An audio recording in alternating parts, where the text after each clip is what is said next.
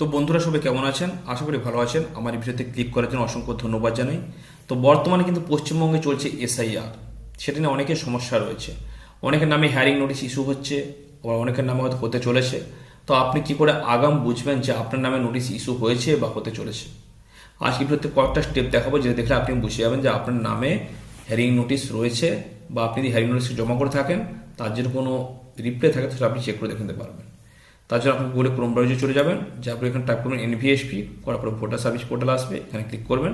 তারপরে এখানে click home page এরকম চলে আসবে।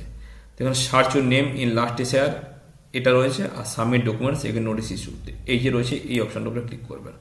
করার পরে এখানে এপিক নাম্বার দেবেন। এপিক নাম্বার বলতে ভোটার কার্ডের উপর যে নাম্বার থাকে সেই নাম্বারটা দেবেন, আর না হলে আপনি যদি নোটিশ জমা করে থাকেন সেই নোটিশের রেফারেন্স নাম্বারটা দেবেন। দেওয়ার পর সেই ওটিপিতে ক্লিক করবেন।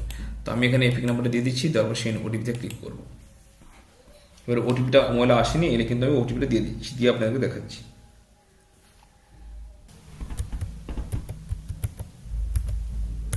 এবার ওটিপিটা চলে এসছে, এবার সার্চে ক্লিক করব। এবার দেখতে পাচ্ছেন no notice has been generated as on day, please check after few days. মানে এই ব্যক্তির নামে কিন্তু কোনো নোটিস ইস্যু হয়নি এবং ব্যক্তি সেফ রয়েছে, কোনো কিছু অসুবিধা নেই। তো আপনি এভাবে চেক করে দেখে নিতে পারেন যে আপনার নামে কোনো নোটিস ইস্যু হয়েছে কিনা, বা আপনি ধরুন নোটিস জমা করেছিলেন তার কোনো রিপ্লাই এসছে কিনা। তো এভাবে অতি সহজে আপনি চেক করে দেখে নিতে পারেন। ভিডিও কেমন লাগলো কমেন্টে জানাতে ভুলবেন না। ভালো থাকুন, সুস্থ থাকুন।